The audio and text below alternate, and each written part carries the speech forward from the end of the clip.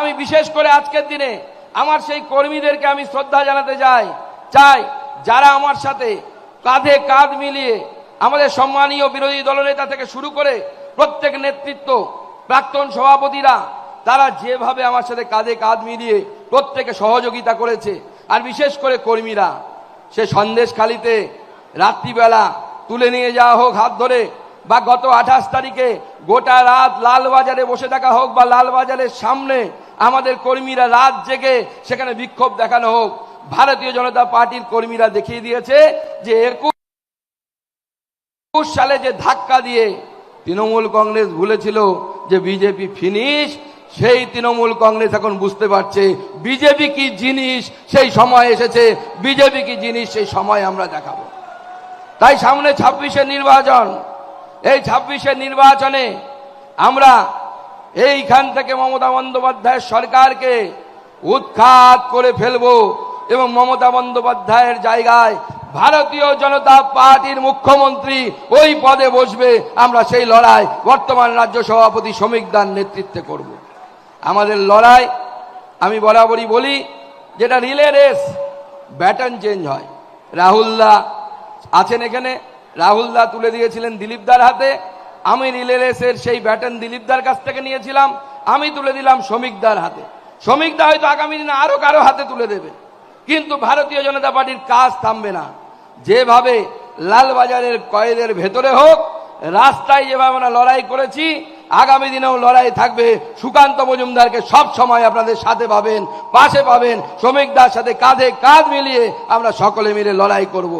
তাই আজকে আমি ধন্যবাদ জানাতে চাই আমাদের কেন্দ্রীয় নেতৃত্ব, আমাদের মাননীয় প্রধানমন্ত্রী নরেন্দ্র মোদীকে, মাননীয় সর্বভারতীয় সভাপতি জেপি নাড্ডা সাহেবকে, আমাদের মাননীয় গৃহমন্ত্রী অমিত শাহজিকে, যাদের কুশল নেতৃত্বে ভারতবর্ষ সামনের দিকে এগিয়ে যাচ্ছে। আর তারা প্রায় দীর্ঘ 4 বছর আমার উপর ভরসা রেখেছিলেন ভারতীয় জনতা পার্টিকে সেই জায়গায় পৌঁছে দেওয়ার জন্য, লড়াইয়ের জায়গায় পৌঁছে দেওয়ার জন্য।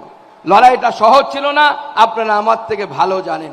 কারণ যখন 21-এ নির্বাচনের পর যে হামলা, যে আক্রমণ আমাদের উপরে হয়েছিল, বাড়ি ঘর পুড়িয়ে দেয়া, মহিলাদের সাথে ধর্ষণের মতো ঘটনা, আমাদের কর্মীরা সাময়িকভাবে স্তম্ভিত হয়ে গেছিলেন।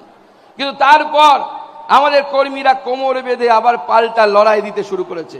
আর এবার 26-এ পাল্টা লড়াই হবে।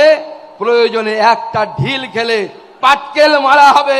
মারার জন্য তৈরি হয়ে যান, মার খাবেন না।